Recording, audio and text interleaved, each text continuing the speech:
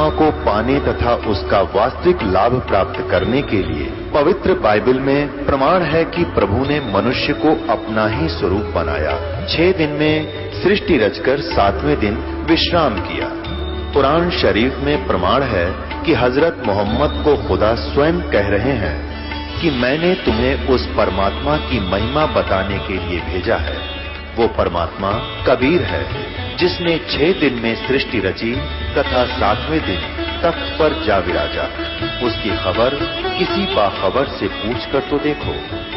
कृपया अवश्य सुनिए जगत गुरु तत्वदर्शी संत रामपाल जी महाराज के अमृत वचन। दर्शकों, भारत संतों महात्माओं की पावन भूमि रहा है।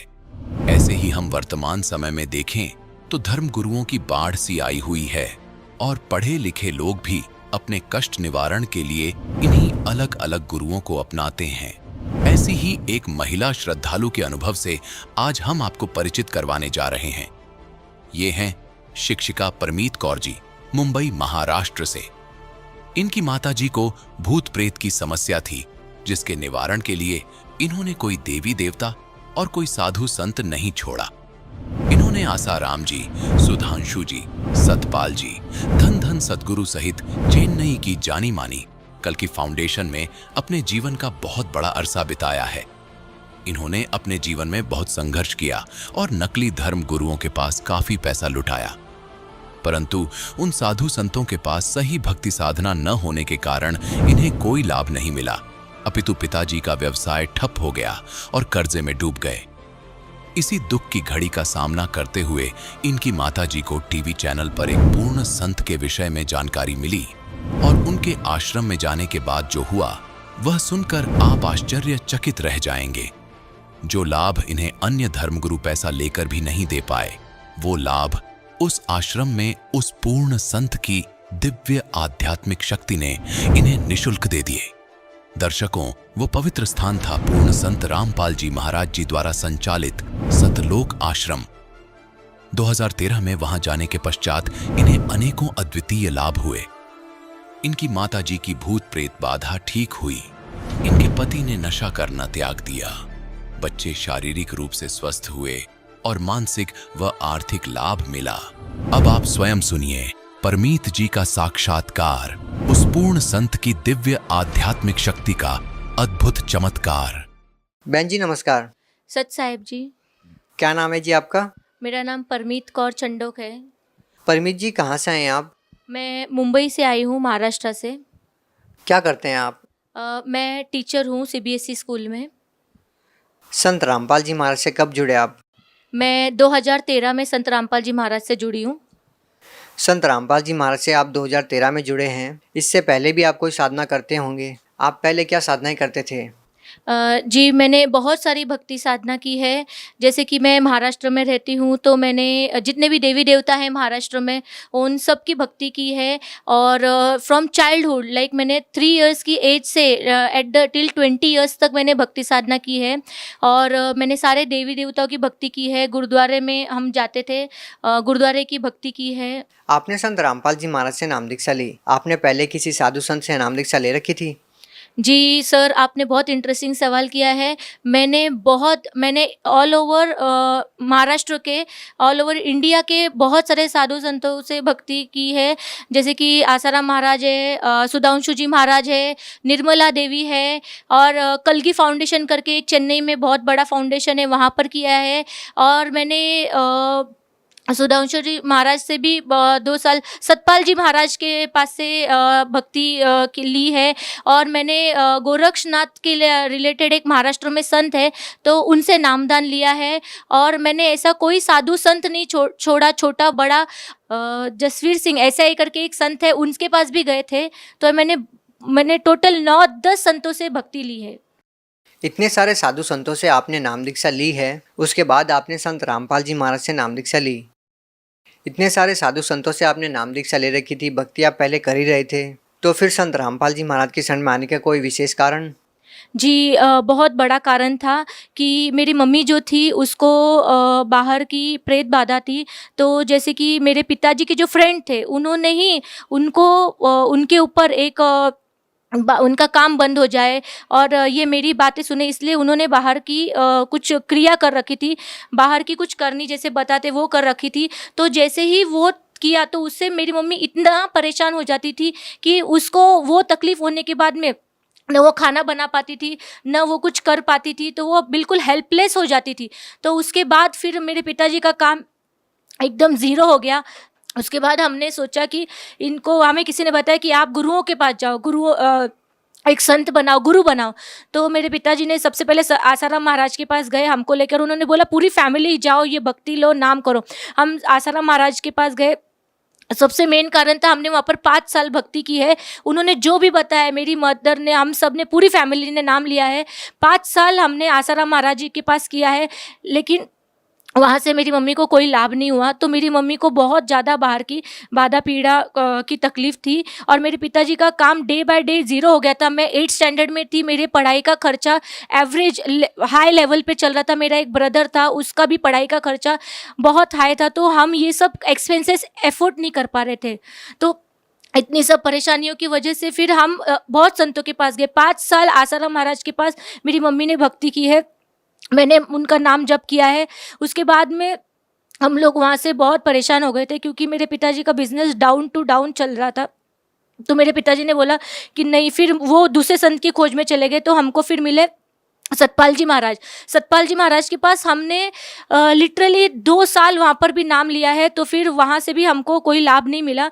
तो मेरे पिताजी को मैंने पूछा कि क्यों हम यहाँ से जाए। तो बोले बेटा, सच्चा संत वही होगा कि जो हमें इस दुख से दूर करता। तब मुझे उनकी बातों पे बहुत गुस्सा आया था कि पिताजी आप कितना सेल्फिश बात कर रहे हो, कि कैसे आप बात कर सकते हो कि ऐसा होता है करके। नहीं, हमें भक्ति करते रहना है। फिर भी मेरे पिताजी नहीं रुकते थे। फिर वो मुझे हमें लेकर गए, धन सदगुरु के पास में लेकर गए। फिर वहाँ से हमने 1 साल भक्ति की। तो 1 साल के बाद में पिताजी ने बोला नहीं, मुझे ये भी भक्ति नहीं करनी है। फिर हम वहाँ से कल्की फाउंडेशन जो चेन्नई में है, हम यहाँ से चेन्नई जाते थे। ये 2010 की बात है भगत जी। उस टाइम हम ट्रेन का इतना किराया लगाकर एफर्ट करके हमने वहाँ गए। तो उन्होंने हमको बताया कि आप बहुत सारे हवन करो। हमने एक हवन का कम से कम 20,000 रुपये स्टार्टिंग में वहाँ पर दिया है। और 20,000 रुपये स्टार्टिंग में देने के बाद उन्होंने बोला इसके बाद आपकी पीड़ा खत्म हो जाएगी। ये भी नहीं हुई। फिर हमने उनसे रिक्वेस्ट की कि मेरी मम्मी की हालत बहुत ख़राब थी उस टाइम पे, उसकी तबीयत हम देख नहीं पा रहे थे। तो वो बोलते थे कि नहीं, आप इसके बाद और एक यज्ञ कराइए। तो हर एक नारियल भी देते थे ना, वो तो 2,000 का पड़ता था हमें। तो वो 2,000 का नारियल भी हम बहुत मुश्किल से कर्जा लेकर एफोर्ड नहीं कर पाते थे। बट मुश्किल में हमने बहुत सब कुछ किया।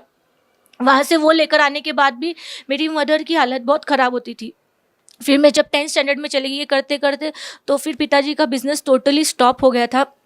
फिर हमने सोचा कि अब अगर हमें यहाँ से लाभ नहीं हो रहा है तो हमने फिर गुरुद्वारे जाना चालू कर दिया, क्योंकि तब हमारे पास पैसे ही नहीं बचे कि हम किसी संत के पास जाएं।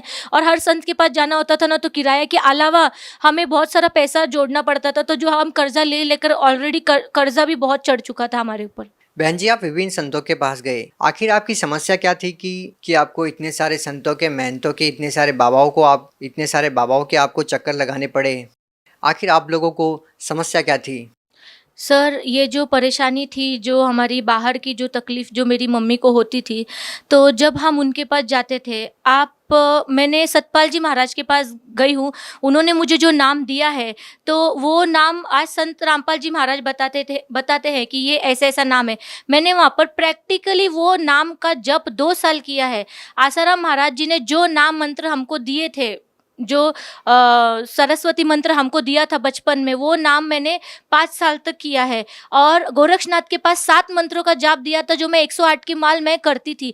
मैं आज आपके सामने एक लाइव एग्जाम्पल हूँ कि मैंने इतने गुरुओं के पास जाकर इतनी भक्ति की है। उन्होंने जो साधना दी है वो मैंने प्रैक्टिकली की है। मैं किसी भी संत के पास फेक बात नहीं कर रही हूँ, मैं खुद का सेल्फ एक्सपीरियंस आज बता रही हूँ आपको कि मैं उनके पास जाकर मैंने इतने years, 20 years of my life मैं उनके पास गई हूँ। 2-2 साल मैंने उनके साथ रहकर वो भक्ति की है जो उन्होंने दी है। और ये मैं खुद एक्सपीरियंस करके आई हूँ कि वहाँ पर क्या, मैंने खुद उनका प्रचार भी किया है कि ये संत है, आप इनके पास जाओ। तो वो मैंने जो प्रचार किया वहाँ पर, उस भक्ति से मुझे लाभ नहीं हुआ। तो फिर आपको कैसे आराम मिला? आपकी जो सारी बाधाएं थी, वो जो परेशानियाँ थी, कैसे ख़त्म हुई फिर वो सारी परेशानियाँ? तो जब हम संत रामपाल जी महाराज के पास पहुँचे तो मेरी मम्मी ने पापा जी से कहा कि पापा ने मेरे पूछा कि आप संत रामपाल जी महाराज से आज हमने नाम ले लिया है, तो क्या आज आपको वो तकलीफ़ फिर से हो रही है? तो मम्मी ने बोला यहाँ तो नहीं हो रही, हम घर जाके चेक करेंगे हो रही है कि नहीं।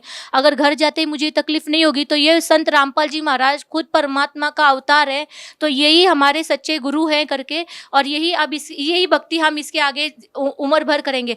और थैंक्स टू बंदी छोड़ सदगुरुदेव रामपाल जी महाराज, उस दिन के बाद मेरी मम्मी की वो जो तकलीफ़ थी ना वो बिल्कुल नहीं हुई है। मेरी मम्मी साथ में है और उसको आप देख सकते हो लाइव। देखो आज वो है ना मेरे साथ जिंदा है करके। ये जो बाहर की तकलीफ होती है ना, ये इंसान को कहीं का नहीं छोड़ती, ये मार के ही दम लेती है। माता जी नमस्कार। सत्संग। आपकी बेटी जो अनुभव हमारे दर्शकों के सामने जो साझा कर रही है, क्या वास्तव में ही आपको ये परेशानियां थी? क्या वास्तव में ही आपने हिंदुस्तान के सभी संतों के पास जाकर अपनी बीमारी का इलाज करवाना चाहा? जी हाँ, मुझे भूत बाधा की तकलीफ थी। रात के टाइम, रात के 1:30-2 बजे रोज़ मुझे नींद नहीं आती थी। जब मैं सोती थी कोई तो भी चीज़ आके मुझे परेशान करती थी, मुझे किधर हाथ में किधर कुछ ऐसे टोचती थी, तो मैं उठ के बैठ जाती थी, डर जाती थी। कभी कभी वो चीज़ मेरे मुंह के अंदर श्वासों के थ्रू अंदर प्रवेश कर जाती थी, पेट तक आ जाती थी, तो पेट दुखने लग जाता था। दुखने लगा तो ऑटोमेटिकली मैं आधी रात को उठ के बैठ जाती थी। आपको जो परेशानियां थी उसका समाधान करने के लिए आपने किन किन धर्मगुरुओं से आपने नाम दीक्षा ली? जो समस्या थी उसको हल करने का उपाय पूछा? मैंने पहला स्वामी हरिदास जो है वडगांव शहरी में, पूना में रहते हैं, उनके पास गई थी। फिर किसी ने बताया भाई आसाराम बापू जी के पास जाओ, उनको सदगुरु कर लो, तो उनके पास भी गई थी। उनके पास से भी आराम नहीं आया। फिर सुधांशु जी महाराज के पास गई, और फिर जो देवी रहती है, दुर्गा माता रहती है, कल्की फाउंडेशन वालों ने बोला कि आप दुर्गा यज्ञ करो। तो दुर्गा यज्ञ को बहुत पैसे के खर्चे थे, तो हमको इतना अफोर्ड नहीं होता था। फिर भी एक बार हमने किया। एक बार करने से कुछ इतना लाभ हुआ नहीं, थोड़े दिन आराम हुआ जरूर, लेकिन उसके बाद फिर वो परेशानी चालू होगी। मतलब मेन मुझे क्या, रात को नींद नहीं आती थी। वो जो परेशानियां थी कैसे खत्म हुई फिर वो सारी परेशानियां? मैं जब टीवी के चैनल के माध्यम से थ्रू जो आई हूँ, ये संत रामपाल जी महाराज के जो प्रवचन ख़त्म होते थे, उसके लास्ट में जो बताते थे कि किन भक्तों को कैसे लाभ हुआ, वो सुनती थी। तो उससे मुझे लगा भी मेरा भी जो प्रॉब्लम है इधर से हल होएगा। तो मैंने हमारे भगत जी को कहा कि हम इधर आश्रम में फ़ोन करते हैं। तो हमने हरियाणा में फ़ोन किया, तो वो उधर बोले आपने एड्रेस दे दिया पूना का भी, आप इधर आ जाओ, ये तो आपको इधर आके नामदान लेना पड़ेगा तो ही होगा, ये फ़ोन के ऊपर पूरी बात नहीं हो सकती।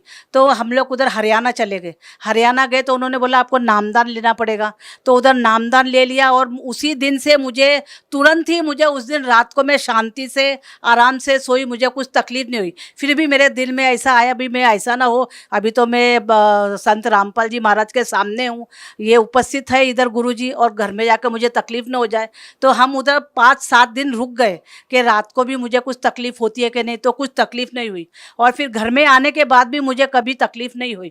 हमने उधर कुछ पैसा विसा कुछ भी दिया नहीं। देखिए, पहले जो आपको समस्या थी तो विभिन्न संतों ने आपको अलग अलग तरह के विभिन्न अनुष्ठान बताए, अलग अलग तरह से आपसे पैसा लिया। तो जब आप संत रामपाल जी महाराज के शरण में गए तो आपने कितने अनुष्ठान किए, कितने पैसे आपने दिए जब आपको ये राहत मिली? मैंने 1 पैसा भी दिया नहीं, उधर मुझे सब फ्री में हुआ। खाली उधर गुरुजी ने जो मंत्र दिए हैं, वो मंत्र करने मात्र से ही मेरी वो तकलीफ हल हो गई। उन्होंने जब लाइन में लग के आशीर्वाद दिया, हालांकि मैंने उनको बताया भी नहीं था भाई मुझे ये तकलीफ है, लेकिन वो तो अंतर्यामी है, वो तो परमात्मा है, वो तो स्वयं जानते हैं भाई मेरे बच्चे को क्या तकलीफ है, वो स्वयं ही जान गए। उन्होंने मुझे आशीर्वाद दे दिया और मैं ठीक हो गई। आपने हिंदुस्तान के उन सभी नामी गिरामी संतों से नाम दीक्षा ली जो आज के दिन टीवी चैनलों पर प्रसिद्ध हैं, लाखों लोगों का प्रतिनिधित्व करते हैं, लेकिन आपकी माताजी की जो भूत प्रेत की बाधा थी वो किसी भी संत से दूर नहीं हुई। आपकी ज़िंदगी में जितने भी कष्ट थे वो किसी भी संत से दूर नहीं हुए। लेकिन जब आपने संत रामपाल जी महाराज से नाम दीक्षा ली तो आपके सभी वो दुख दूर हो गए। तो संत रामपाल जी महाराज से नाम दीक्षा लेने के बाद आपको और क्या राहत मिली जो आप लेना चाहते थे? सर मुझे सिर्फ संत रामपाल जी महाराज के पास से नाम मात्र लेने से जिस दिन मैंने नाम ले लिया उसके बाद मेरे हस्बैंड बहुत ड्रिंक करते थे और मैंने 20 साल भक्ति क्यों की थी कि शायद मैं लाइफ जब मेरा मैरिज होगा उसके बाद मुझे कुछ परेशानी नहीं होगी। इतनी सारी देवी देवता की भक्ति करने के बाद इतने यज्ञ डे एंड नाइट यज्ञ किए मैंने, मंदिरों में माथा टेका है, हार फूल चादर वादर जितना भी मटेरियल था मैंने सब भक्ति भाव से चढ़ाया है। ऑल सब मैंने उपवास हर दिन के उपवास मैंने कर लिए हैं और इतना करने के बाद मैरिज के बाद मेरे ऊपर बहुत दुखों का पहाड़ टूट गया। तो उस दिन मैंने पिताजी को बोला, तुमने तो मुझे बोला था कि सब भक्ति करो ताकि शादी के बाद तुमको सब बेनिफिट होंगे। मेरे लाइफ का मैंने बोला एक भी बेनिफिट नहीं है। मैं डे एंड नाइट में वर्स्ट सिचुएशन में जा रही हूँ। मेरे हस्बैंड बहुत ड्रिंक करते थे। वो ड्रिंक की वजह से उनका बहुत बार एक्सीडेंट हो गया है। उनका बिजनेस टोटली लॉस में गया और मेरे 2 छोटे बच्चे थे। मैं होमलेस हो गई, वो बिजनेस इतना लॉस में गया और 4 व्हीलर बिक गई। मैं रेंट के घर पे रहने के लिए आई। मैंने बोला इतना भक्ति करने के बाद इतने दुखों में कोई नहीं जी सकता है। मैंने सब मंदिरों में जाना स्टॉप कर दिया था और मैं कुछ भी नहीं करती थी। फिर बाद में मेरे पिताजी ने मुझे बताया कि आप एक बार संत रामपाल जी महाराज से नाम ले लो। तो उसके बाद मैंने बोला ठीक है। पिताजी बोला ये लास्ट अपने लाइफ का प्लीज़ एक बार करो। जब मैंने संत रामपाल जी महाराज से नाम लिया विदिन 6 मंथ मैंने संत रामपाल जी महाराज को नहीं बताया था कि मेरे हस्बैंड इतना ड्रिंक करते। उन्होंने 6 महीने के अंदर उनको प्रेरणा हुई, वो खुद आए, उन्होंने नाम लिया। आज उनकी 6 महीने के अंदर मेरे हस्बैंड की ड्रिंक छूट गई। उसके बाद 1 साल के अंदर मेरा बॉम्बे में फ्लैट बन गया है, मेरा खुद का फ्लैट बना है। आज मुझे परमात्मा ने बहुत बड़ा घर दिया है। 3 इयर्स के बाद मुझे कार मिल गई है। मेरा बिजनेस आज टॉप इस पे फ्लो हो रहा है। स्पेयर पार्ट का हमारा बिजनेस है। आज इतना बिजनेस हमें अच्छा। मेरे 2 बच्चे थे, कंटिन्यूस बीमार होते थे, हॉस्पिटलाइज करना पड़ता था उन्हें। आज दोनों बच्चे मेरे बहुत स्वस्थ थे, पैसों का खर्चा नहीं है और उस दिन के बाद मेरे हस्बैंड का कभी एक्सीडेंट नहीं हुआ। मेरा बिजनेस इतना हाई फ्लो है कि मैं आज सेकेंड घर की भी प्लानिंग कर सकती हूँ, एक सेकेंड इन्वेस्टमेंट की भी प्लानिंग कर सकती हूँ। तो ये जो सारे बेनिफिट है ना, ये उस भक्ति का फल है जो मुझे संत रामपाल जी महाराज जी के पास से मिला है। बहुत बहुत धन्यवाद। सच साहेब। अब जगत गुरु तत्वदर्शी संत रामपाल जी महाराज जी के सत्संग के माध्यम से उस अद्वितीय आध्यात्मिक ज्ञान के बारे में जानते हैं जिसके माध्यम से आप भी प्राप्त कर सकते हैं ऐसे आध्यात्मिक, मानसिक और भौतिक सुख जो अभी तक आपने सिर्फ मीराबाई, ध्रुव, प्रहलाद जैसे कुछ ही भक्तों की जीवन कथा में सुने होंगे। अब सुनिए तत्वदर्शी संत के संग शास्त्र अनुकूल भक्ति सत्संग, ऐसा अद्वितीय आध्यात्मिक ज्ञान जिसका है सर्वधर्मों के पवित्र शास्त्रों में प्रमाण। वहां पर ठाठ करेगा, अपनी पूंजी का नाश करेगा, फिर पृथ्वी पर राजा बनेगा। तब से राज मदमानम जन्म तीसरे शुक्र स्वान। राजा बन के कर्म फोड़ सकता है, पुण्य नहीं कर सकता। उसके बाद फिर इसकी दुर्गति होगी। ये कुत्ता बनेगा, तुनक ऋषि, ब्रह्म पुजारी, इसका शर में कीड़े पड़ेंगे और वो 72 करोड़ सेना जो उसने मारी है उसको चुन चुन का बदला लेंगे। तो परमात्मा कहते हैं सुख संवेद में तुमने उस दरगाह का मैल नहीं देखा और धर्मराज के तिल तिल का लेखा। इसलिए गीता अध्याय नंबर 7 के श्लोक नंबर 18 में गीता ज्ञानदाता कहता है कि ये ज्ञानी आत्मा है तो समर्पित, लेकिन इनको तत्वदर्शी संत ना मिलने से ये मेरे वाली अनुत्तम घटिया गति में स्थित रहे, इनका फिर पुनर्जन्म रहेगा। इसलिए गीता अध्याय नंबर 15 के श्लोक नंबर 4 में कहा कि तत्वदर्शी संत की प्राप्ति के उपरांत परमेश्वर के उस परम पद की खोज करनी चाहिए जो जाने के बाद साधक फिर लौटकर कभी संसार में नहीं आते। गीता अध्याय नंबर 18 के श्लोक नंबर 62 में कहा कि अर्जुन तू सर्वभाव से उस परमेश्वर की शरण में जा, उसकी कृपा से तो परम शांति को और सनातन परम धाम को प्राप्त होगा। उसके लिए गीता अध्याय नंबर 4 के श्लोक नंबर 32 और 34 में कहा है कि वो तत्व ज्ञान स्वयं परमेश्वर आकर बोलते हैं और वो ज्ञान तत्वदर्शी संतों से जाकर समझ, उसके आधार से साधना करने से जब तेरा मोक्ष होगा। गीता अध्याय नंबर 7 के श्लोक नंबर 29 में कहा है कि जो मेरे इस ज्ञान का आश्रय कर लेता, तत्वदर्शी संत को खोज लेता है, वो जरा और मरण से जो छूटने का प्रयत्न कर रहा है उसने तत्वरम को जान लिया, सारे धातुओं से परिचित है और सब संपूर्ण कर्मों से परिचित है। तो दास ने भी बता दिए जो जरा और मरण से छूटने के लिए प्रयत्नशील हैं, वो तत्वब्रह्म से परिचित हैं, सारे अध्यात्म ज्ञान से परिचित हैं और कर्मों सभी कर्मों से परिचित हैं। जरा माने वृद्धावस्था, एक जोरा, जोरा माने मृत्यु, ये परमात्मा के संत भाषा के शब्द हैं। जोरा माने मौत और जरा माने वृद्धावस्था और मृत्यु। जो इससे छूटने का ही प्रयत्न करते, संसार की किसी वस्तु की इच्छा नहीं करते, वो उस तत्वब्रह्म से परिचित है। तो यहां फिर 8वें अध्याय के प्रथम मंत्र में अर्जुन ने पूछा कि वो किम तत्परम। 8वें अध्याय के 3रे श्लोक में गीता ज्ञानदाता ने कहा कि वो परम अक्षर ब्रह्म है। गीता अध्याय नंबर 15 के श्लोक 1 से 4 में उल्टे लटके हुए संसार रूपी वृक्ष का हवाला दिया है कि समझो ये संसार ऐसा है, ऊपर को जड़ तो पूर्ण परमात्मा, नीचे को 3 गुण रूपी शाखा है। और तत्वदर्शी संत वो होगा जो इन सारे संसार रूपी वृक्ष के सभी विभाग बता देगा। अक्षर पुरुष एक पेड़ है, सर पुरुष निरंजन वा की डार और 3 देवा शाखा है, वो पात रूप संसार। परमात्मा ने 600 वर्ष पहले अपने सूक्ष्म वेद में बोला हुआ ये ज्ञान दास को आज आपके रूबरू किया। फिर गीता अध्याय नंबर 15 के श्लोक 4 में कहा कि उस तत्व ज्ञान के पश्चात परमेश्वर प्राप्ति के पश्चात परमेश्वर के उस परम पद की खोज करनी चाहिए, जहां जाने के बाद साधक फिर लौट कर कभी संसार में नहीं आते। और जिसने सब ब्रह्मांडों की रचना की है, केवल उसकी भक्ति कर, मेरी भी छोड़ दे। और गीता अध्याय नंबर 2 के श्लोक नंबर 12 में, गीता अध्याय नंबर 4 के श्लोक नंबर 5 और 9 में, गीता अध्याय नंबर 10 के श्लोक नंबर 2 में गीता ज्ञानदाता खुद कहता तेरे और मेरे असंख्य जन्म हो लिए और आगे भी होते रहेंगे, मैं अविनाशी नहीं हूं। गीता अध्याय नंबर 15 के श्लोक नंबर 16 और 17 में 3 पुरुष, 3 प्रभु, 3 स्वामी, 3 ब्रह्म बताए। सरपुरुष ये किस ब्रह्मांड का स्वामी, ये काल है, गीता ज्ञानदाता ब्रह्म है। अक्षर पुरुष ये 7 संग ब्रह्मांड का स्वामी है, इसका ये भी नाशवान है। गीता अध्याय नंबर 15 के श्लोक 17 में कहा कि उत्तम पुरुष तो अन्य परमात्मा इति उदाहरत है। ये लोग तरह में अविषय विवृत्ति, अवैश्य विषय, अवैश्वर है, इन दोनों से भी अन्य है। सरपुरुष और अक्षर पुरुष से जो श्रेष्ठ परमात्मा, इन दोनों से अन्य है। और वही तीनों लोकों में प्रवेश करके, यानी सबका धारण पोषण वो जड़ से होता है। तो संसार रूपी जड़, वो संसार रूपी वृक्ष की जड़ वो पूर्ण परमात्मा है, उसी से सबका धारण पोषण होता है यहाँ पर। और वही वास्तव में अविनाशी है। यहाँ एक भ्रम पैदा होता है। 15वें अध्याय के 18वें श्लोक में लिखा है, ये गीता ज्ञानदाता कहता है कि मैं अपने अंतर्गत 21 ब्रह्मांड में जितने भी प्राणी हैं उन सबसे उत्तम हूँ, श्रेष्ठ हूँ। इसलिए मैं लोक वेद दंत कथा के आधार से मैं पुरुषोत्तम प्रसिद्ध हो रहा हूँ। आई एम नॉट पुरुषोत्तम।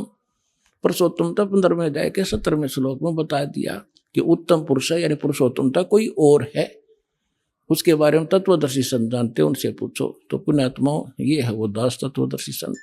आओ और अपना कल्याण करो।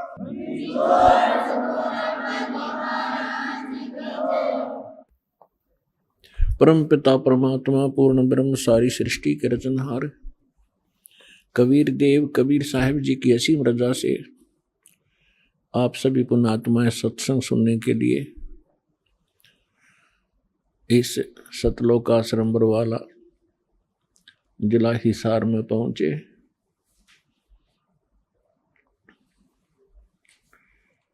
पुण्यात्माओं, आप बच्चे हो, आपको इस प्रोसेस का पता नहीं। ये दास इस मार्ग का मास्टर बना दिया भगवान ने। दास आपको देख रहा है कि आपके अंदर कितनी रुचि भगवान की बढ़ रही है, और दास को ये भी पता है कि परमात्मा आपके ऊपर कैसे रजा बख्श रहे हैं। दास को ये भी मालूम है कि आप आम आत्मा नहीं है। आम आत्मा तो वो हैं जो दूर बैठे निंदा कर रहे हैं, अन्य नकली संतों के पास फंसे पड़े हैं, या अन्य योनियों में, प्राणियों में के शरीरों में कष्ट उठा रहे हैं, या ऐसे किसी अक्षेत्र में, किसी देश में जन्मे हैं जहां नास्तिकवाद ही प्रधान है। तो वो आम आत्मा है, साधारण सामान्य जीव है। दुर्भाग्य उन प्राणियों का। आप जी को यहां बार बार क्यों बुलाया जाता है? जैसे आप अपने बच्चों को स्कूल कॉलेज में भेजते हो और टीचर डेली बुलाता है, उनकी अटेंडेंस लगाता है और न आने पर उनको खुरकाता और धमकाता है, क्योंकि उसको मालूम है ये बच्चे रूटीन में आते रहे तो सफल होंगे, अपना सिलेबस पूरा कर पाएंगे, अन्यथा नहीं। टीचर को उनके भविष्य का ज्ञान होता है कि जो आज गफलत करेंगे आगे आजीवन वो दुख भरेंगे। ठीक इसी प्रकार दास को मालूम है परमात्मा ने ये एक नई यूनिवर्सिटी खोली है और यही साथ के साथ एक मेडिकल भी है। तो इसमें इस आत्मा के दोनों रोग कटेंगे, एक तो जन्म और मृत्यु का,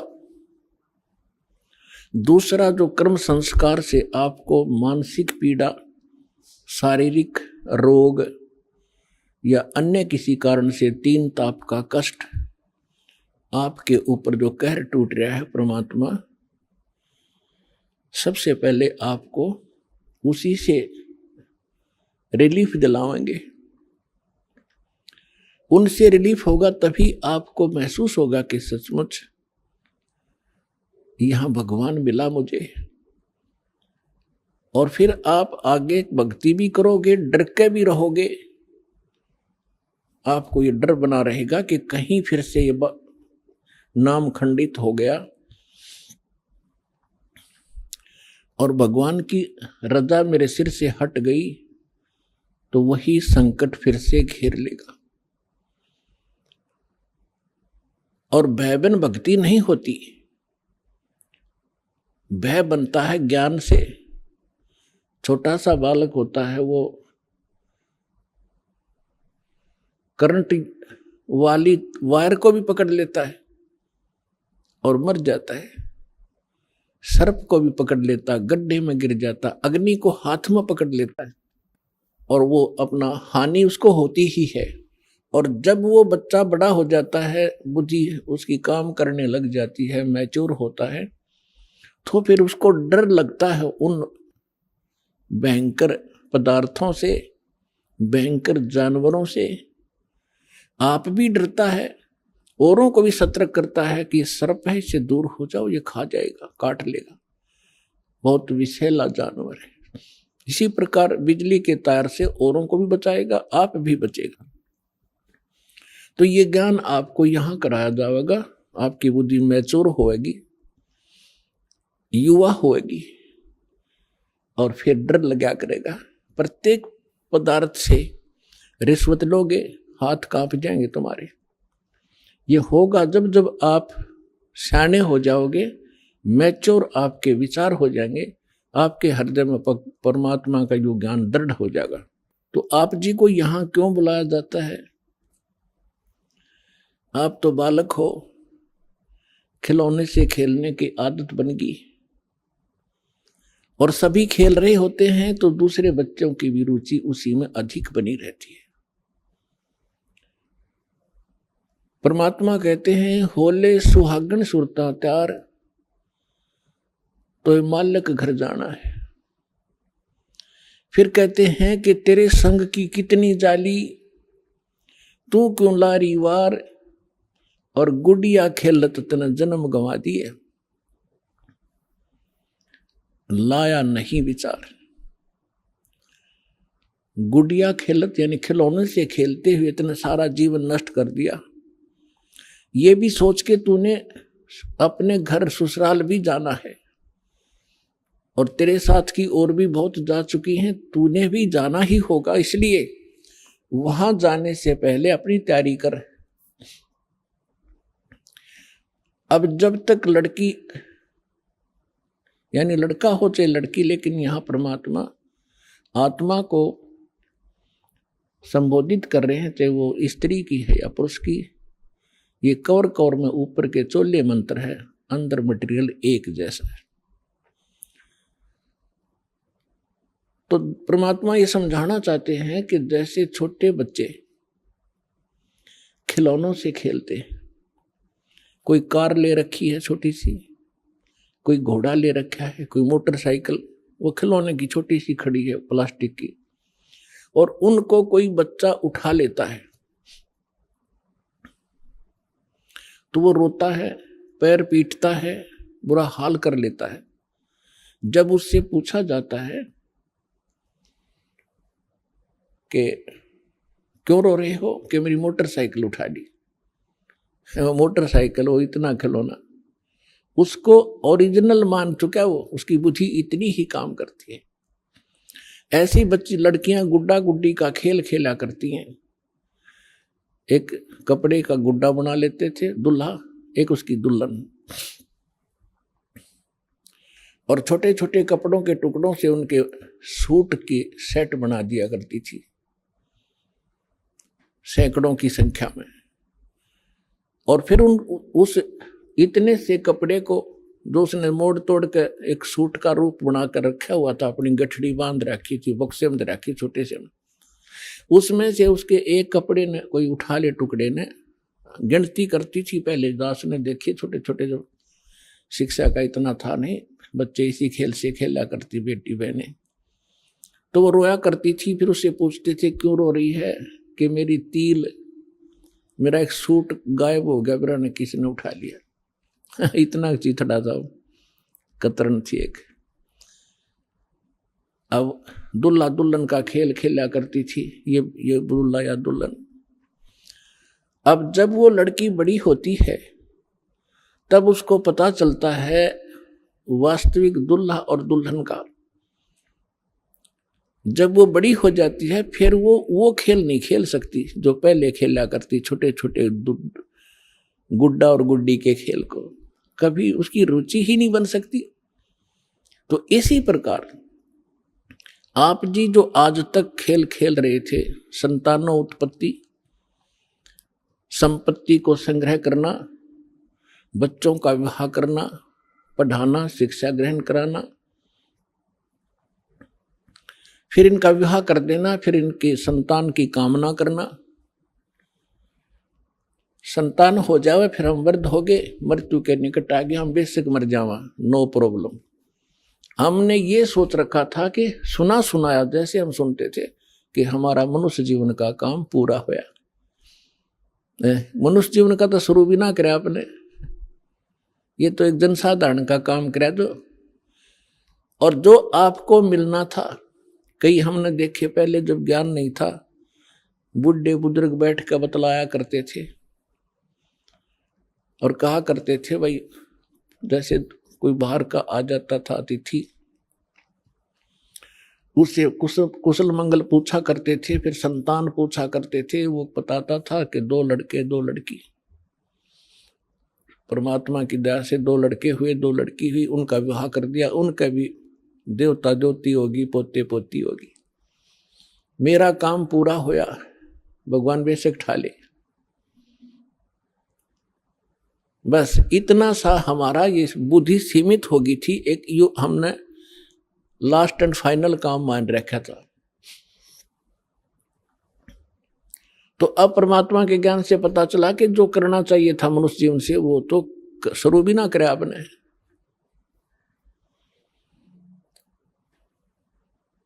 तो पुण्यात्माओं, आपको यहां बुलाकर ये ज्ञान दिया जाता है कि आप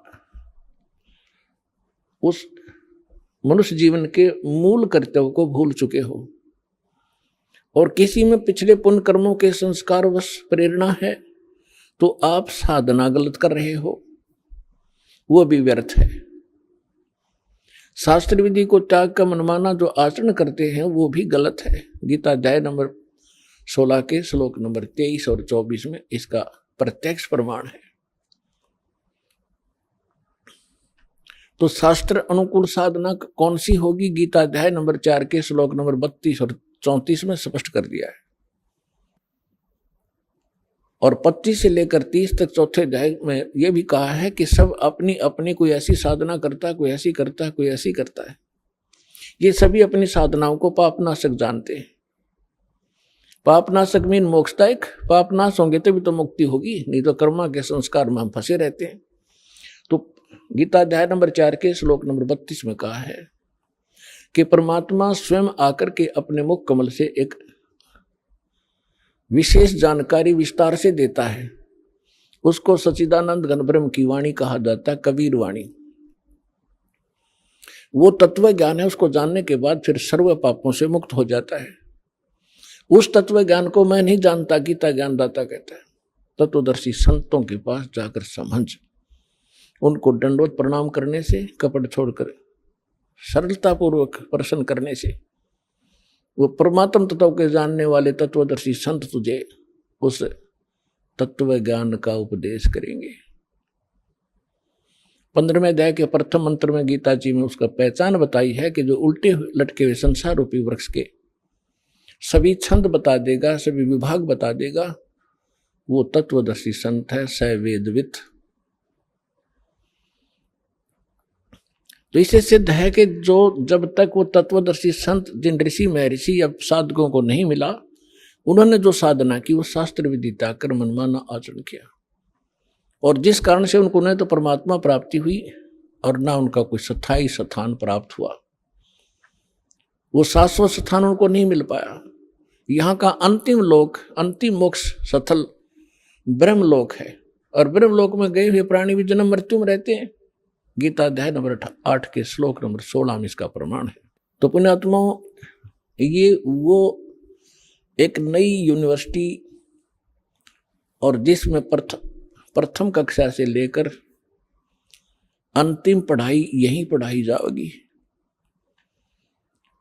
और यही प्राथमिक चिकित्सा से लेकर अंतिम ऑपरेशन तक की यहीं किया आपका जाएगा, यानी अध्यात्म तरीके से। आप जी को यहां क्यों बुलाया जाता है, आपको पता नहीं, आप तो बच्चे हो। आपको यहां बुलाने से आपको 5 यज्ञों का लाभ दिलाया जाता है। पुण्यात्माओं, एक जैसे किसान खेत में बीज बोता है, खेत भी संवार दिया और बीज भी ओरिजिनल हो, यानी गेहूं का बोआ है तो गेहूं का ही हो, और गेहूं का भी अच्छा बीज हो, मरे हुए दाने ना हो। बीज बीजने के बाद फिर उसमें और भी बहुत ऐसा प्रोसीजर है जो अनिवार्य है। समय आने पर उसकी सिंचाई, उसमें फिर खाद डालना, उसके अंदर से घास निकालना और उसकी सुरक्षा रखना, तो तब जाकर के वो फसल परिपक्व होती है, तब जाकर के वो 2 दाने घर पर प्राप्त करता है किसान। पहले खर्च करता है अपने घर से खूब आंखें मीच के। जिस किसान के पास खुद अपने घर पर पैसा नहीं है, बीज भी नहीं है, उधार पैसे लेता है, बीज लाता है कि खेत में बीजता है, खाद भी अपना लोन लेकर डाल रहा है, उसको मालूम है कि आज मैं जो खर्च कर रहा हूं, उधार भी लेकर कर रहा हूं, एक दिन वारे न्यारे कर देगा यह फसल अगर परिपक्व होगी। ठीक इसी प्रकार आप जी को वो स्थान मिला है जहां दान करना चाहिए। आप जी को वो मंत्र मिला है जिसका जाप करना चाहिए। इस प्रकार आपको तत्वदर्शी संत मिला है। अब परमात्मा कहते हैं समझा है तो सिर धर पाऊं और बहुर नहीं रे सादा। यदि तेरे समझ में आ गया, मनुष्य जीवन फिर मिलेगा नहीं। यदि मनुष्य जीवन मिल गया तो तत्वदर्शी संत नहीं मिलेगा, और तत्वदर्शी संत नहीं मिला तो ये मनुष्य का जीवन और पशु का जीवन में कति अंतर नहीं। और आपको पता लग गया है कि सचमुच अब ये दाव लगे है आपका, तो यहां कहते हैं समझा है तो सिर धर पाओ, सिर पर पांव रखना, इतना स्पीड से दौड़ना जैसे कोई पीछे घोर संकट आ रहा हो, उससे बचने के लिए भागा जाता है।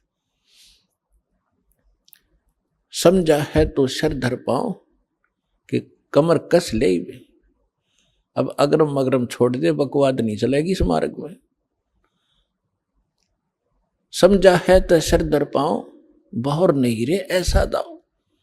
ये आपका दाव लगा है मनुष्य जीवन, और ये प्राइम टाइम बिचली पीढ़ी का समय, अब कसर ना छोड़ना इसमें।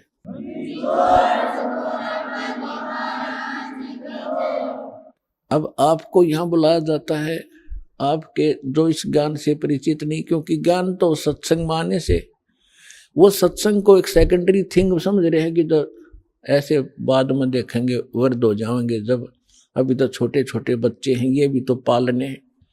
ये लोक वेद हमारे दिमाग में घर करा हुआ है, तो जो यहाँ नहीं आते उनकी सोच तो वही है। तो उनकी सोच के, उनके विचारों से आपने दुखी नहीं होना चाहिए। वो कुछ भी बोल रहे हैं, कुछ भी कहें, ये समझ लो बालक हैं छोटे छोटे, इनको पता नहीं। आपको वो व्यंग भी करते होंगे कि चल पड़ते हैं, तीसरे दिन जाते हैं, बरवाला बरवाला कर रहे हैं, अपना बालक ना पाले जाते हैं, देखना कुछ दिन में इनका विनाश हो जाएगा, इतना खर्चा करते हैं। तो पुण्यात्मा उनकी बातों में ना आना, परमात्मा के विधान के अनुसार अपने आगे कदम बढ़ाना। फिर कुछ दिनों में देखना आपके घरों में इतने सुख होंगे, इतनी बरकत होगी, वो पड़ोसी जो नाम नहीं ले रहे वो देखा करेंगे झुक झुक के, ये ल्यावें कहाँ से हैं। अब पीछे हमारे भक्तों के साथ भी ऐसा ही यहाँ हरियाणा में होने लगा। कोई कहता ये तो वहाँ जाते हैं क्रोथा आश्रम था पहले, और उस महाराज से पीछे पैसे लाते हैं, तब इनके ठाठ हो रहे हैं। महाराज यहाँ मशीन ला रहा पीछे छापन की मैं था भिखारी, तुम्हारे पैसे में बैठा हूँ। तो दास का प्रोसेस, परमात्मा का वो मार्ग है जिससे ये प्रफुल्लित होंगे।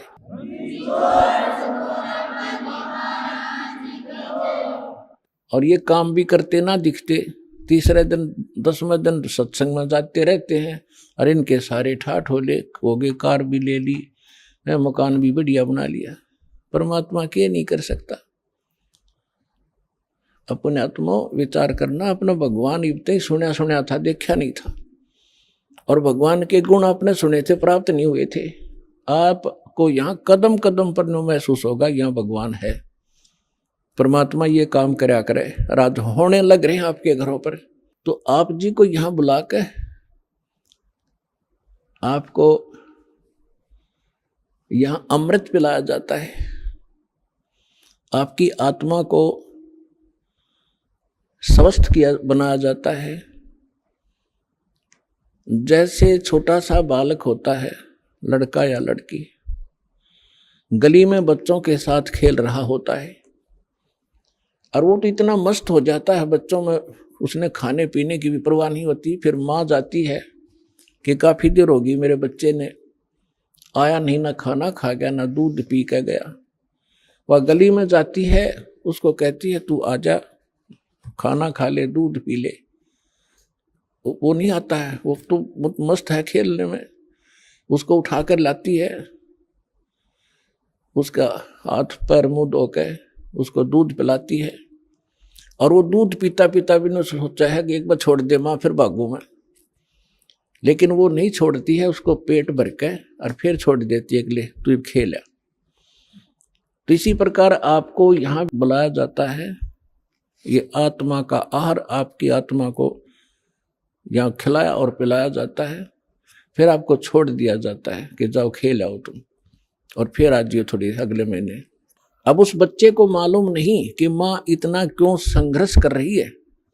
माँ को मालूम है ये अच्छा दूध पीवेगा, जल्दी बेटी या बेटा स्वस्थ रहेगा और जल्दी युवा हो जाएगा। तो दास का यही प्रयत्न समझना, परमात्मा और गुरु एक ही समझना चाहिए, और उनके अंदर ये गुण होते हैं, तुमेव माता च पिता तुमेव बंधु च सखा तुमेव विद्या च द्रविण तुमेव सर्व मम देव देव। माँ के गुण भी है भगवान में। तो इस प्रकार ये आत्मा के माता पिता हैं, शरीर के माता पिता अन्य होते हैं। तो पुण्यात्माओं, सौभाग्य आपका, आप जिस को ये स्थान प्राप्त हुआ और आपको वो भगवान का यथार्थ मंत्र प्राप्त हुआ जिससे मोक्ष संभव है। सत्संग में बताया जाता है, कबीर थोड़ा जीवना ये मंडे बहुत मुंडाने, सब ही उबा पंथ सिर राव रंग सुल्तान। परमात्मा कहते हैं यह थोड़ा सा तो जीवन है, और इसका ये भी ना मालूम जो है कितने दिन का। हम अप्रोक्सीमेटली जीते हैं ये सोच करके 80-90 वर्ष तो जीवन रहता ही रहता है, और ये कभी ध्यान में नहीं आती कि कोई 5 वर्ष का मर गया, कोई 10 वर्ष की मर गई बहन बेटी भाई, कोई 25 वर्ष के मर गए, कोई 50 वर्ष में मर जाते। तो ये फिक्स क्यों मान लिया आपने 80-90 वर्ष? तो ये तू बस एक दूसरे ने देख के अटकलबाजी से हम रह रहे हैं। इसके विषय में परमात्मा कहते हैं, अपने ऊपर उदाहरण देते हैं, साथी हमारे चले गए हम भी चलन हारे, कोई कागज में बाकी रह रही तात लगी है वार। हम देखते हैं अपने साथ में रिश्तेदारों में वो जा रहे हैं और अपना भी नंबर आने वाला है, लेकिन हमारी कोई कागज में बाकी रह रही है। जिस दिन वो बाकी पूरी हो जाएगी फिर देखना आपकी भी टिकट कटेगी। कबीर थोड़ा जीवना और मंडे बहुत मुंडान। अंतिम बिना ज्ञान के व्यक्ति के आखिरी सांस तक ये जीवी का काल ये बेदन लाए रखे, ये बनवा दूं वो करवा दूं, और बुढ़ापे में ज्यादा छिड़ा करेगा बीमारी, ना बालक माने ना उसकी बुद्धि ढंग से काम करे। बच्चों के बीच में बेमतलब वृद्ध आदमी टांग अड़ाए रखा करे, नो कर लो नाश करोगे तुम, फलाना ऐसे कर दिया। अब उस समय में जब बच्चे सियाने हो जाते हैं वो अपनी सूझबूझ से बहुत अच्छा ही करते हैं, और होना उनका वही है जो उनकी किस्मत में लिखा है। तो उससे परमात्मा कहते हैं कि रहना थोड़े से दिन है, और ना जाने कहां तक कि तू एस्टिमेट लगाए बैठे है, ये कर दूंगा वो कर दूंगा, कोठी बना दूंगा, 2 प्लाट ले लेता हूं। परमात्मा कहते हैं ये बिना ज्ञान के डले ढोरे हो तुम, 1 मिनट का भरोसा नहीं, और मुकदमे कर रहा जमीन पे। कौरव पांडव लड़का मर गए इसी पृथ्वी पे, या यही रहेगी, और वो सत्यानाश करवाएंगे। इन्हीं एकड़ जमीनों पर, इन किलों पर जो आज आप कब्जा करे बैठे हो, अरबों खरबों प्राणी मर गए इनको अपना मान के। काया तेरी है नहीं ये माया कहाँ से हो, चरण कमल में ध्यान रखो भाई इन दोनों को खो। ना काया तेरी तो माया कहाँ से होगी जिसको ठीक है चिपका बैठा। उसके लिए परमात्मा कहते हैं भगवान के चरणों का चिपका रहे, भक्ति करता रहे, और जब तक यहाँ रहे इसको समझ ले एक रेस्टोरेंट है, और जैसा भी रेस्टोरेंट तुझे तेरे भाग में मिला है उसमें सब्र कर, संतोष कर, अपना टाइम पास कर। जो उद्देश्य लेकर तू उस रेस्टोरेंट यानी धर्मशाला में कोई कमरा बुक करा कर रह रहा है, उसका उद्देश्य क्या था, वो उद्देश्य यहाँ बताया जाता है। ये तन सराय धर्मशाला है, ये तन सराय में जीव मुसाफिर करता रहे दिमाग रे, रात बसेरा कर ले डेरा चले सुबेरा त्याग रे। इस संसार रूपी शहर में और इस शरीर रूपी एक धर्मशाला आपको जो कमरा मिला हुआ है, ये किस लिए लिया आपने? आप यहां कोई व्यवसाय करने आए थे। राम नाम निज सार है, राम नाम निज मूल, राम नाम सौदा करो, राम नाम ना भूल। हम ये सौदा करने आए थे राम नाम का, और वो हम भूल गए इस सराय में और बकवाद करने लग गए। कोठी बना लूं, बंगला बना लूं, घुट्टी ला लूं, डीजे बजा लूं। ये कोरी बकवाद है। एक जो विद्यार्थी अपने विद्या ग्रहण ना करके शराब पीवे, सिनेमा देखे और सैर सपट्टे को घूमता रहे, तो वो उसके लिए हानिकारक है। इसी प्रकार मानव शरीर प्राप्त प्राणी एक विद्यार्थी है, और विद्यार्थी को अपना वही कार्य करना चाहिए जो उसका होता है। हम उसको भूल गए और काम बकवादों में लगे हुए हैं, तो जिस कारण से हमने अपने असंख्य जन्म नाश कर दिए। अभी आपने सुने संत रामपाल जी महाराज के मंगल प्रवचन। आइए अब सुनते हैं संत रामपाल जी महाराज से नाम दीक्षा लेकर सतभक्ति करके अद्भुत लाभ प्राप्त करने वाले अनुयायी के विचार। नमस्कार दर्शकों, इस पृथ्वी पर जन्मे सभी संत, महंत और महापुरुषों ने इस संसार को दुखों का घर बताया है। वास्तव में तो जब से हम सभी आत्माएं पूर्ण परमेश्वर से बिछड़े हैं, तभी से ही हम दुख, दर्द, कष्ट का सामना कर रहे हैं। करनाल हरियाणा के रहने वाले राजेश जी भी उन्हीं दुखी लोगों में से एक थे। भगवान को खुश करने और दुखों से निजात पाने के लिए इन्होंने देवी देवताओं से लेकर पितरों तक की पूजा अर्चना की, परंतु नशे की लत और दुखों से मुक्ति नहीं मिल पाई और हालात गंभीर बनते चले गए। लेकिन कहते हैं ना, आत्मा का सच्चा साथी केवल परमात्मा ही होता है। जब से इन्हें पूर्ण परमेश्वर की शरण प्राप्त हुई है, तब से इनके जीवन में चमत्कारिक रूप से परिवर्तन आए हैं। आप भी आश्चर्यचकित हो जाएंगे कि जब से इनकी आत्मा को परमात्मा पाने का सही मार्ग मिला है, तब से इनकी जिंदगी से दुखों का सिलसिला खत्म हो गया है। इन्होंने आर्थिक तंगी, नशे की लत और विभिन्न प्रकार के रोगों से मुक्ति पाई है। दर्शकों, आपको बता दें कि ये अद्वितीय लाभ परमेश्वर स्वरूप तत्वदर्शी संत रामपाल जी महाराज जी की अपार कृपा का अद्भुत चमत्कार है। आज उनके द्वारा प्राप्त सतभक्ति से लाखों लोग बुराइयां छोड़ सुखमय जीवन यापन कर रहे हैं।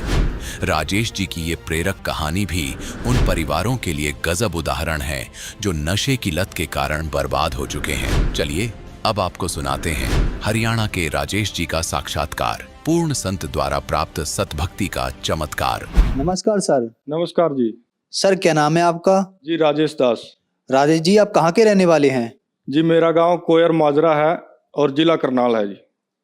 सर संत रामपाल जी महाराज से आपने नाम दीक्षा कब ली? मैंने संत रामपाल जी महाराज से नाम दीक्षा 2018 फरवरी में ली जी। सर संत रामपाल जी महाराज से नाम दीक्षा लेने से पहले क्या आप कोई भक्ति साधना भी करते थे? हाँ जी, भक्ति सारी करे थे जी। देवी पूज्य थे, पितर पूज्य थे, बालाजी भी गए जी, हरिद्वार भी गए। जड़ा कोई कह देता उठी भग थे जी, इतने हालात माड़े थे। हरियाणा में जितने सियाणे हैं कोई नहीं छोड़ा जी। कुलक्षेत्र के, नीलोखेड़ी के और नुंगा जींद कानी स्पिद्दों तक गए जी। पूरे हरियाणा में घूमे जी, कोई लाभ नहीं हुआ जी कड़ी। तो फिर आप संत रामपाल जी महाराज की शरण में कैसे आए? मैं सबसे पहले तो बहुत ज्यादा नशे करता था जी। भांग पीता था, बीड़ी, सुल्फा, शराब, जो भी नशा मिल गया वही करता था जी।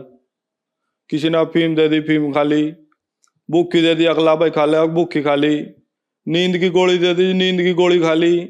मतलब हर टाइम नशे में रहता था जी। दारू पीता था जी, बहुत बुरा हाल था जी। एक बार तो मेंटल हो गया जी मैं पूरा कति। जमीन गांव में कच्चे में फिरदा जी, कदी लगाइया के सूंठ पाएगा फिरदा जी, कदी छड़े में नाचता जी जा जाएगा, कदी किसी के घर पर्ची फेंक दी, किसी के घर कुछ फेंक दिया जी। जुत्ती पाली हाथा में, पारा में, बुरा हाल जी। न्यू फिरे करता जी मैं। फिर जमी दुखी हो लिया जी, घर के भी दुखी हो लिए जी। घर में नहीं बढ़न देवा जी, लठ मारा जी। कौन बढ़न देवा जी, मेंटल आदमी घर में कोई नहीं बढ़न देवा। जमी दुखी हो लिया जी। फिर मेरी पत्नी थी जी जो, वह भी छोड़ कर चली गई जी। इतने बुरे हालात हो गए। फिर पता नहीं परमात्मा की के लीला हुई जी, थोड़ी रात सी मिली, घर में आना जाना होया। उधर मेरे ससुर जी हैं जो, उन्होंने संत रामपाल जी महाराज जी से नाम दीक्षा ले रखी थी। तो वो आए जी एक दिन, उन्होंने समझाया मेरे को, सारी बात समझाई, गुरुजी के बारे में बताया, गुरुजी का ज्ञान बताया। पर उस टाइम तो कुछ नहीं समझ में आवे था, दारू पिए करते जी, बुरा हाल था। पर फिर भी मैं धक्के था, मैंने उरा लिया जी कुलक्षेत्र। अब चल तो नाम दुआ कर लियाओगे तना। और मैं शर्त मार का आया था जी, मगा था मना नाम दुआओ। और मैं इतना कमीन आदमी, मैंने बोलिया जी के है वो संत रामपाल जी महाराज, के कर लेगा वो। ला तब मना लेगा चलो, और मैं शर्त मार कर जाऊं मैं आका दारू पीऊंगा तब मना नाम दो आओ। ऐसे में संत रामपाल जी महाराज की शरण में आया जी, वे मना ले आए जी। कहने लगे तो चाल एक बार पी लिए तो दारू पी लिया का, कोई बात नहीं तो चाल एक बार। ऐसे फिर मना पूरा नामदान पाया जी, नामदान लिया जी। सर, संत रामपाल जी महाराज से नाम दीक्षा लेने के बाद क्या आपको कोई लाभ भी प्राप्त हुए? नामदान लेने के बाद फिर गांव में गया जी। उस दिन के बाद मैंने दारू नहीं पी जी। ऐसा चमत्कार होया जी परमात्मा का। लाभ बहुत हो जी। सब तो पहला तो लाभ ही हुआ, मैं मेंटल था जी बड़ा तकड़ा, गांव का पूरे मेंटल था जी। मेरे गांव में जाकर किसी ने पूछ लिया राजेश मेंटल, ईब तो न्यू का सारे भगत जी तो भगत बन गया भाई। यानी किसी ने पूछ लिया भाई राजेश मेंटल था भाई, पूरा मेंटल होया फिर तो सारे गांव में फिरे करता, न्यू फिरे करता। अरीब तो कुछ नहीं करता जी, कोई बिल्कुल स्वस्थ है, कोई दिक्कत नहीं। अच्छा लाभ, दूसरा लाभ मेरा पथरी थी जी पेट में, 7.5 mm की पथरी थी जी। 2-3 थी जी, एक नहीं आती 2-3 थी। मैंने अल्ट्रासाउंड कराए, डॉक्टर पर गया, डॉक्टर बोले भाई चाहे ऑपरेशन करा ले, कुछ करा ले, या तो नहीं लिकट जाएगी भाई फिर हो जाएगी। दवाई भी खाई जी देसी, जिसने जड़ तक आ दिया और तो दवाई खाई जी। मेरा मतलब आए महीना दर्द हो रहा था जी। एक हफ्ता मैं काम पर नहीं जाऊँ था, एक हफ्ता पूरा दर्द रह रहा था जी। चाहे मैं टिक्के लवाऊँ, चाहे मैं गोली खाऊं, चाहे कुछ करूँ जी, मेरा दर्द नहीं बंद हुआ था जी एक हफ्ते था पहला। फिर संत रामपाल जी महाराज जी का नाम लेने के बाद मेरा बोर्ड का दर्द नहीं होया जी, ना वो पथरी रही जी, केबरा कड़ा गई जी, मना नहीं बेरा लगा उसका, कड़ा गई जी वहाँ। तीसरा जी मेरे कोठे ऐसे थे जी, एक कोठा था जी मेरा कमरा घर का रहने का, जिसमें रह कर दे, उसी में ही बनाए कर दे जी, उसी में खाए कर दे, सारा सामान उसी में था। मतलब एक पैर धरने की जगह नहीं थी जी। अच्छा वो टुपके करता जी, ऊपर तक कट्टे बांध बांध का काम चला रखा था। ये परमात्मा ने ऐसी दया करी जी, लंटर वाले मकान बनवा दिए, बढ़िया फर्श लगा दिया जी, सारे काम एसी फैसी टिच पिच करवा रखा सारा काम जी। मेरा लड़का जी रोहित, उसका दौरा पड़े करता जी, दौरा पड़े करता तो वो बंद हो गया जी। रामपाल जी महाराज जी का नाम लेने के बाद वो बिल्कुल बंद हो गया जी। और आज बिल्कुल काम है, सोना काम चल रहा है जी, बढ़िया। बल्कि मैं सरकारी ठेकेदारी का लाइसेंस बनवा लिया जी मैंने, परमात्मा की पूरी दया हो रही जी। सर, पहले आप सभी देवी देवताओं की पूजा करते थे, लेकिन फिर भी आप दुखी थे, लेकिन आपने संत रामपाल जी महाराज से नाम दीक्षा ली, आपका सारा नशा छूट गया और आपकी जो मानसिक टेंशन थी वो भी ठीक हो गई। तो संत रामपाल जी महाराज ऐसी कौन सी भक्ति बताते हैं कि सभी देवी देवताओं के जाने के पास भी आप ठीक नहीं हुए, लेकिन संत रामपाल जी महाराज के पास आने के बाद आप ठीक हो गए? हाँ जी, संत रामपाल जी महाराज जी शास्त्र अनुकूल भक्ति साधना बतावा जी, जो हमारे शास्त्रों में लिख रही, जो हमारी गीता जी में लिख रही, वेदों में लिख रही, गुरु ग्रंथ साहिब में लिख रही जी, पवित्र कुरान में लिख रही। ये लोग पढ़ दे नहीं जी, क्यों, कौन पढ़ा, इतनी मोटी मोटी किताब कौन पढ़ेगा जी। ये हमारे गुरु जी ने टाइम काटा, पढ़े, शास्त्र पढ़े, सारा प्रमाण दिया जी, शास्त्र अनुकूल मारता भक्ति बताई जी। अब शास्त्र अनुकूल भक्ति का तो लाभ होगा ही जी। सर, क्या संत रामपाल जी महाराज ब्रह्मा विष्णु महेश की भक्ति छुड़वाते हैं? ना जी, संत रामपाल जी महाराज ब्रह्मा विष्णु महेश की कोई भक्ति नहीं छुड़वाते, बस उनको पूजने का सही तरीका बताते हैं, जो हमारे शास्त्रों में, जो हमारी गीता जी में लिखा हुआ है जी। सर, जो श्रद्धालु आज आपको देख रहे हैं और वो भी किसी न किसी तरीके से परेशान है या नशे से ग्रस्त हैं, उनके लिए आप क्या कहना चाहेंगे? उनके लिए मैं यही कहूंगा जी, कहीं जाने की आवश्यकता नहीं है, कोई दिमाग पर प्रेशर लेने की जरूरत नहीं है, ना कोई टेंशन लेने की जरूरत नहीं है। बिल्कुल संत रामपाल जी महाराज जी की शरण में आओ।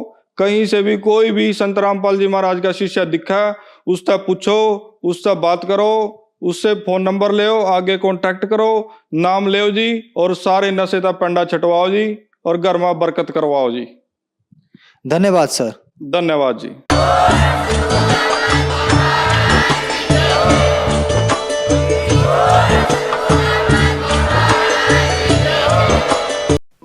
आप सुन रहे थे जगत गुरु तत्वदर्शी संत रामपाल जी महाराज के मंगल प्रवचन। अधिक जानकारी के लिए संपर्क करें